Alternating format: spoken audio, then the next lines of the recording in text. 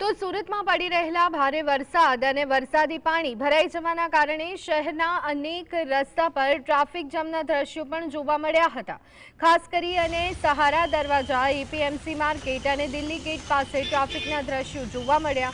આ દરમિયાન એસીપી વિમલ ગામિત પોતાની ટીમ સાથે ચાલુ વરસાદે રસ્તા પરનું ટ્રાફિક હળવો કરવાનો પ્રયત્ન કરતા પણ જોવા મળ્યા। તેમજ તેઓએ લોકોને વગર કામે ઘરની બહાર ન નીકળવા માટે અપીલ કરી દીધી।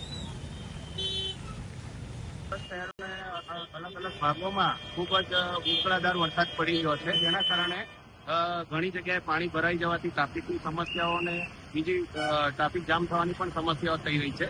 જેથી અમારી સમગ્ર સુરત ટ્રાફિકની ટીમ માનનીય સીપી સાહેબના અને અમારા જેસીપી સર અને ડીજીપી સરના માર્ગદર્શન હેઠળ પ્રોપર અમે અમારા જે કર્મચારીઓ છે બ્રીફિંગ કરી અને જ્યાં વધુ ટ્રાફિક થાય છે ત્યાં અમે ટ્રાફિક નિયમન કરી રહ્યા છે। વરસાદમાં પણ